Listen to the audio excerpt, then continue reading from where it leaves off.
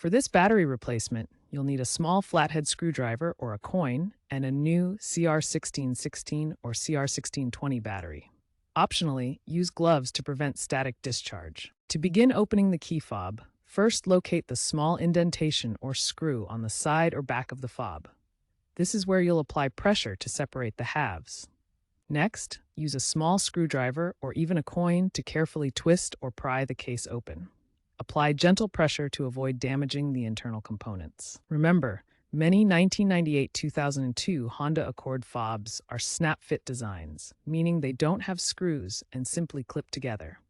This makes the opening process straightforward, but requires careful handling. Note the battery's orientation with the positive side facing up. Use a non-conductive tool to gently remove the old battery. Avoid metal tools to prevent short circuits. Now for step 3. Installing the new battery. Take your CR1616 or CR1620 lithium coin cell battery. The positive side, marked with a plus symbol, should face upward when inserted into the battery holder.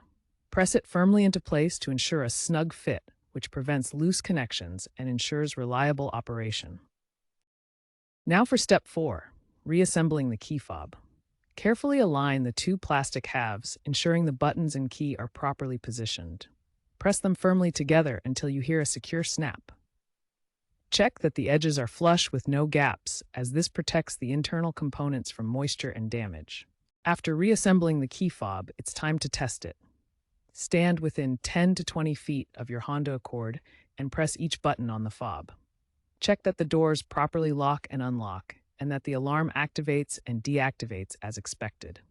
If the fob doesn't respond, first verify the battery is oriented correctly with the positive side up, or it may indicate a faulty printed circuit board requiring further inspection.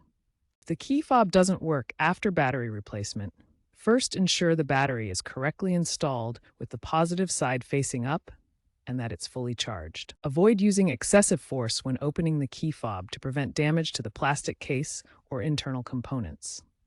For eco-conscious options, consider using rechargeable lithium-ion batteries instead of disposable ones to reduce waste. If problems persist after checking the battery, a professional may be needed to diagnose potential PCB issues or other internal damage.